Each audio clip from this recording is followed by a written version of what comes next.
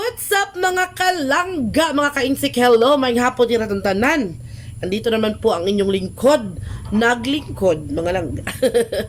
So ako pa si Langga, Langga Insik Vlog mga langga.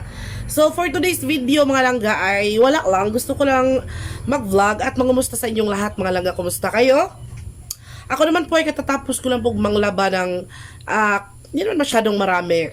Kasi hindi ko kasi hinahayaan ng mga langga na matambakan ako. Kasi mahirap na no, pag matambakan ka ng maraming labahin, matatagalan ka talaga sa paglaba mga langga. Kaya hanggat maaari, hindi ko talaga siya pinapadami mga langga, no? Kaya kasi, supposed to be, kaninang umaga sana ako maglaba mga langga kasi umaga talaga yung laba ko. Kaso lang, nung pagkagising ko ay hindi maganda yung pakiramdam natin kasi nung kinagabihan ay nilagnat na naman ako mga langga, inubo pa ako, tapos yung sipon ko ay grabe talaga.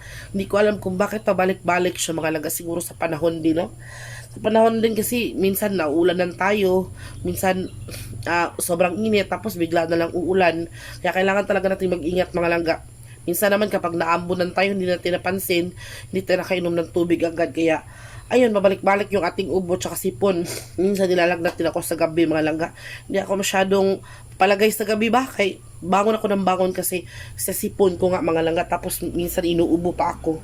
Kaya yun, natagalan tayo sa pagbangon kaninang umaga mga langga kasi nung kinagabihan, nung gabi ay hindi talaga tayo nakatulog ng maayos, no? Kaya hindi ako nakapaglaba. Supposed to be yung yung aking schedule sa paglaba ay kanina sana kasi nga ayoko talaga nang matambakan ako sa bulingon mga langga. Hate na hate ko talaga yung maraming labahin. Yung maraming nakatambak dito sa aming lagayan ng hinubaran mga langga. Kaya ayoko ng ganun. Kaya ayun, nung kinahaponan, ngayong hapon, mga 3 siguro, mga 3 p.m, umuki naman yung pakiramdam ko, medyo umuki na, hindi na masyadong masakit ulo ko. Tapos parang na-bored din ako, kaya naisipan kong labhan yung mga bulingon, yung mga labahin namin mga langga.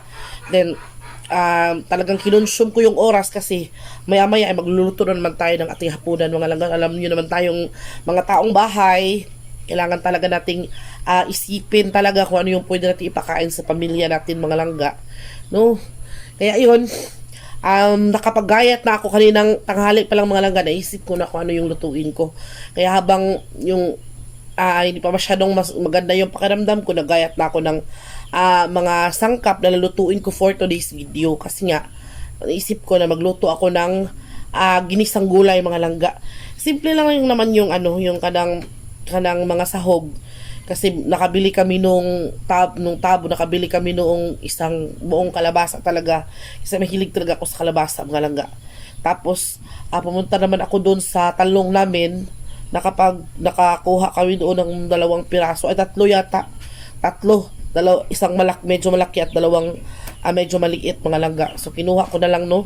Tapos meron ding okra, nakabili din kami ng konti lang na okra mga langga, parang na yata yun, 10 pesos lang yata yun, maliit lang, konti lang, okay na yun sa pansahog. Tapos nung nakaraang araw, di ba, nag-vlog kami na may yung pinsan ni Insik ay nagbaligya ng karning baboy, yung inahin sana nila na namatay or namatay sa init ba, para siyang gitiwasan na lang bitaw, yun bang tinuluyan na lang sa pagkatay. Kaya yun, binenta nila ng medyo mura.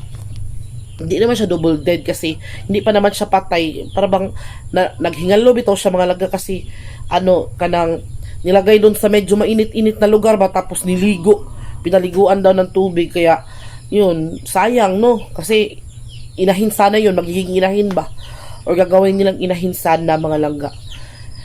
Tapos meron pa naman nag-adobo ako nung isang araw, tapos meron pang natira na kunting karne, kaya yun yung isasahog natin sa ating ating ginisang gulay mga langga. Yun lang naman, simple lang naman yung putahin natin sa gabi na to mga langga. Pero ang problema ko lang talaga ngayon ay si Insik ay umalis kasi nga may pasahero siya.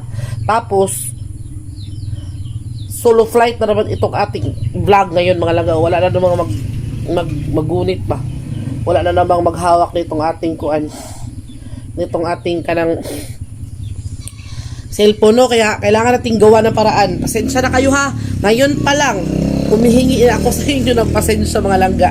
Kasi parang hindi maganda yung pagkaka-video ko na naman mamaya. Basta importante, mapakita ko sa inyo kung paano ko niluto at ano yung niluluto ko, diba mga langga? Yun yung importante talaga.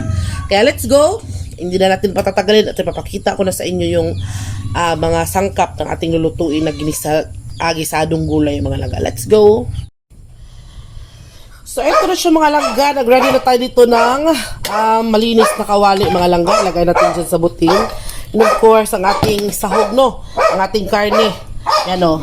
Ginayat ko na yan mga langga ng pa-cubes lang. Yung sakto-sakto lang na laki. Tapos dito naman, ang aking ginayat na kalabasa mga langga. So, nugasan ko na siya mga langga kanina.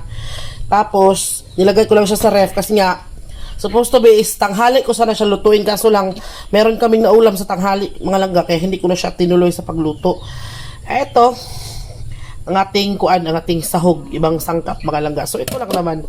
Tapos nakapag-gayta din tayo ng bawang at saka sibuyas mga langga. Kaya wag na nating patagalin ito at simulan na natin ang pagluluto mga langga. No? So ayun na mga langga. No? Si Papa po ang ating videographer for today. Ayaw takmi sa imong kamot father. So ayun, nagpainit na tayo ng kawali mga langga. At meron tayong ito, hindi yan royal mga langga ha. Pinuhol pa.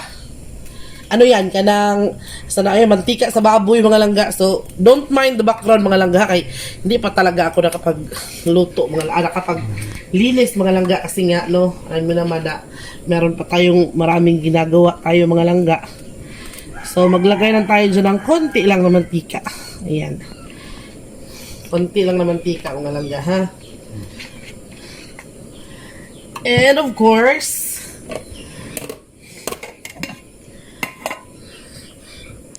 isa pa may isa ko. Asa mo niya kung luwag na. Ayan mga langga. No, habang pinapainit pa natin yung mantika mga langga, yan natin siya dyan. May katag ba.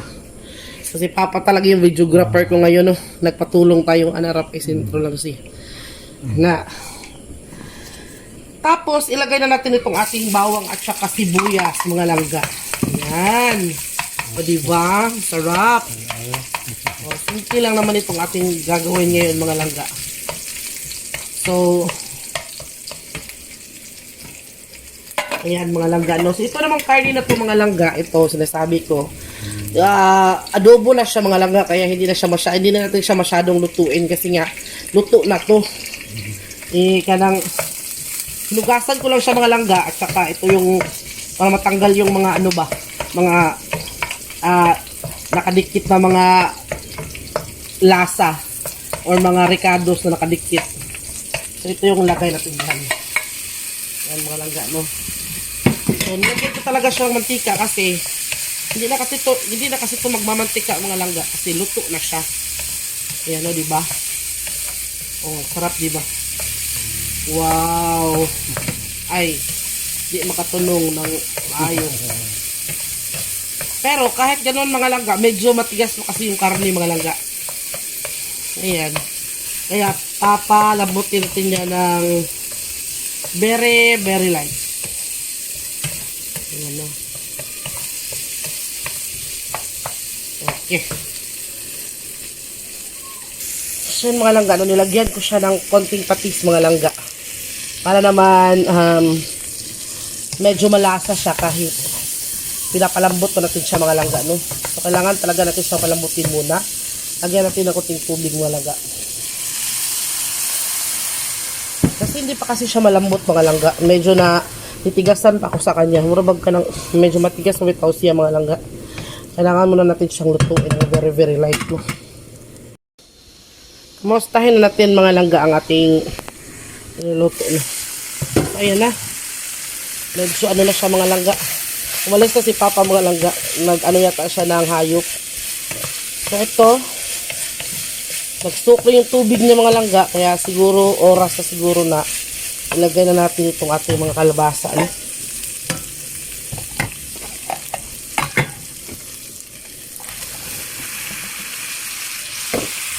Ayan. Nilagay na mga kalabasa langga. Adar. Ano pa? So, ayan mga langga, no? Patulong tayo kay Papa, mga langga, kaya di makaya ng power, eh. So, ayan, no? Dol-dol gamay pa. Ilagay na natin itong ating, mga langga, kalabasa. Masarap. Masarap po na yung Papa. Masarap. Tapos, lagyan natin ito ng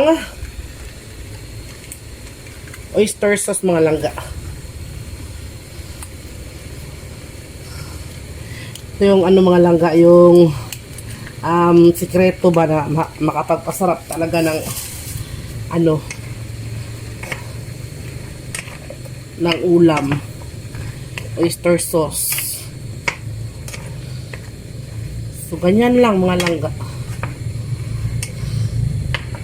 Hindi natin lagyan ng tubig na mga langga. Saka na kapag medyo ano na siya kay tubig pa maguning kalabasa mga langga, tapos lagyan natin ng konting patis mga langga, hindi masyado, huwag lamihan kay Ay, masarap dyan. masarap dyan ka na. Thank you so much Papa dear, kay tinulungan talaga ako ni Papa mga langga. Nahirapan kasi ako sa kalisod mga langga mag video na nagkuhan ba mag-ukay niya mag video luhagi kay tanan mga langga, kaya ito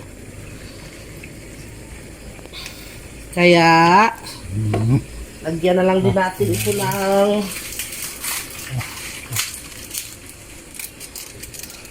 magic na magic din mga langga. Magic sarap. Depende niya sa inyo kung anong lagay nyo. Sa akin, magic sarap lang mga langga. Tama na yun. Masarap dyan. Sarap dyan. Laka na hulog. Okay na yun. Nangayo ang sahog. Ayan mga langga. Takpan na muna natin at pagpahingain. Okay. So yan mga langga, nilagyan ko siya ng konting tubig mga langga. So ayan siya. Nilagyan ko siya ng konting tubig mga langga. Si Papa naman ay ayun Si Papa ayun Nanood na siya ng TV mga langga kaya na-board daw siya. Ayan si Papa. Si Sphinx naman nasa baba. Ay, bibi! Agi, kigwapo naman dyan So dito tayo sa panglato mga langga, no? So ayan, medyo nilagyan ko siya ng konting tubig mga langga. Tapos medyo nalata-lata na siya mga langga. Ilagay na natin itong ating laway-laway pa mga langga. Ang ating okra at ang ating talong kasi madali lang naman to siyang lutuin mga langga, no? Lagyan na natin siya ng konting tubig mga langga. Ayan. Huwag damihan. Ayan ang mga langga, no? O diba? Huwag natin masyadong ukay-ukayin mga langga kay madurog. So yung mga langga, no? Lutuin muna natin yung ating mga gulay mga langga. Hindi na natin kailangan ukay-ukayin pa kaya masyado siyang malamog ba. Takpan muna natin, no? Punta natin si Papa mga langga. Ay si Papa mga langga, yun yung suot niya yung binili natin sa mall ba? Sa Mandarin. Tinaw na pa. Malinaw daw sa kanyang mata mga langga ang kuan. Kasi nanonood siya ng boxing mga langga, Nanonood siya ng boxing. So yan mga langga ating niluluto, no? Check natin mga langga ha kung kumusta na. So ayan na siya. Ayay. Huwag natin masyadong haluin mga langga kay malamog ba. O diba? Tamang-tama lang mga langga. Ayoko kasi ng overcook na mga langga, gulay ba. Gusto ko yung sakto-sakto lang yung pagkakaluto ba. Ayan yung kalbasa natin, no. Tamang-tama na yung pagkakaluto, diba? Tinikman ko na siya mga langga. Tamang-tama na yung timpla niya. Saktong-sakto na. Hindi ko siya masyadong nilagyan ng tubig mga langga. Kasi pangit man pag pag maraming tubig ba, para ba siyang malugaw ba. So ayun na, no. Ito na siya mga langga, Tingnan natin ha, diba? Ito yung gusto ko sa luto ng kalbasa mga langga, yung hindi siya masyadong kuan ba, lata. So luto na mga langga, tikman na natin yan mamaya.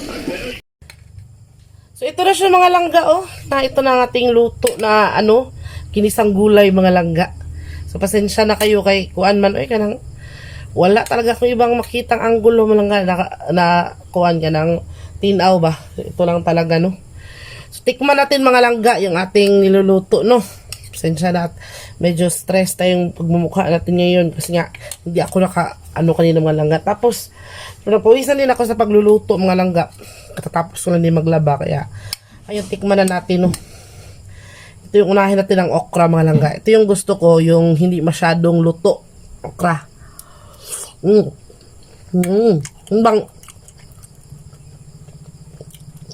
malalasahan mo talaga yung lasa ng okra mga langga. Iba kasi ang okra mga langga. Iba kasi ang okra mga langga kapag na-overcook siya. Mura na yung lasa ng pagka-okra niya. Diba? Ito naman kalabasa mga langga. Hindi siya masyadong lata. Ayoko sa masyadong lata na gulay, mga langga.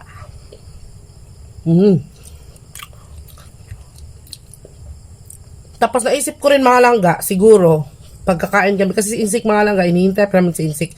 Si Papa naman ayaw tumikim, sabi niya. Tsaka na lang daw siya titikim kapag kakain na. Kasi baka mawalan daw siya ng gana kapag matikman na niya ba. Pero ako titikim ako para mapakita ko sa inyo mga langga, no? Kasi mamaya pa siguro si Insik mga langga, meron kasi siyang pasahero na medyo gabi na kung nagsabi ba. Kaya medyo nagabihan yun siya mga langga, no? Kaya magtitikim na lang tayo para makita nyo kung ano yung kinalabasan ng ating nilulutong gulay. Ayan, no?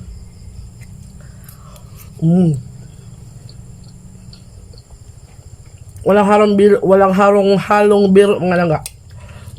Hindi siya nagbubuhat ng bangko. Masarap talaga siya kapag sinimplihan mo lang yung pagkaluto. Wala na masyadong chichiburitsi ba. Tapos may mga karne pa na mga etchos dyan.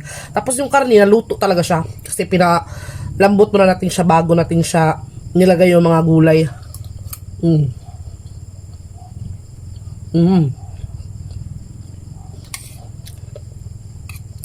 Alam ko, natakam ko na naman kayo. Pasensya na po. Ito, itong ating talong nga lang.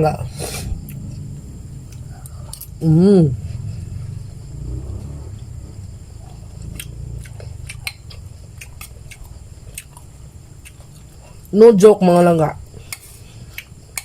Tama-tama lang yung kanyang pagkaalat. Kasi hindi na natin siya nilagyan ng asin. Ay! Yung pinaalat natin sa kanya, yung oyster sauce lang, tsaka yung konting toyo at magic sarap. Nung ito naglagay ng asin.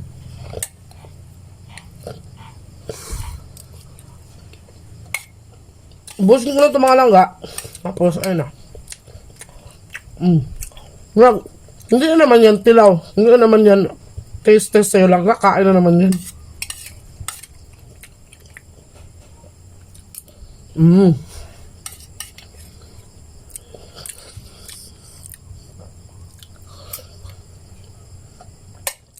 kalabasa mga langga kapag kinain mo siya ng walang halong kuam, mga pampalasa ba? Para siyang kamote.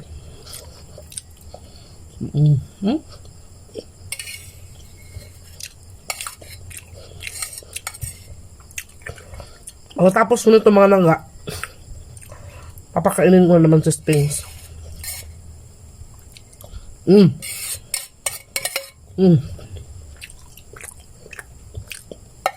Kilo. Sobrang sarap ng aking ginisang gulay mga langga. And of course, isa sa nakapagpapasarap ng ating niluluto mga langga sa every recipe na ginagawa mo, kahit gaano pa yan kasarap sa tingin mo, pag walang halong pagmamahal, hindi yan sasarap. Pero kapag masaya ka, tapos may halong pagmamahal yung niluluto mo na iniisip mo na yung kakain mo is mga taong mga mahal mo, nako, sobrang sarap kahit simple lang na pagkakaluto at walang halong mga anik-anik pa dyan na pampalasa mga langga. Yun yung isa. Yun yung isa sa pinaka-importante talagang ingredients sa pagluluto ng pagkain mga langga.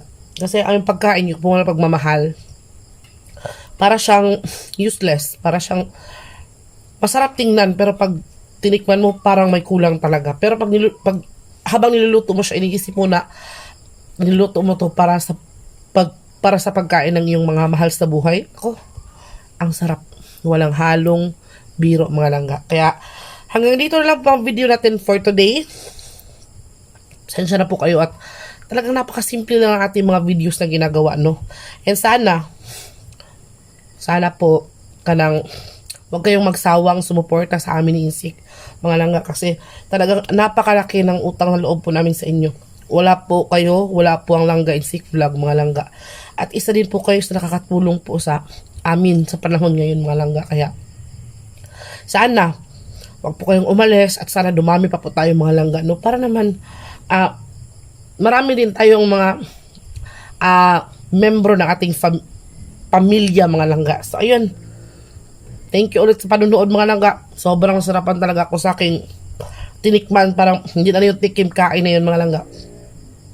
So, mga nagmamahal po sa aming lahat dyan, maraming salamat po sa inyo. Shout out po sa inyong lahat. Mabuhay po tayo at mag-ingat po tayo palagi, mga langga. Sana tuluyan akong gumaling at hindi na bumabalik-balik yung aking lagnat, no? Kaya maraming salamat sa inyo. Pagpasensyahan nyo na ang aking boses na talaga namang pislango pa rin hanggang ngayon, mga langga. Pero okay lang, laban pa rin at sa pasasanbat gagaling din tayo, no? So maraming salamat sa inyo, maraming salamat at God bless and mahal po namin kayong lahat. Thank you, babush!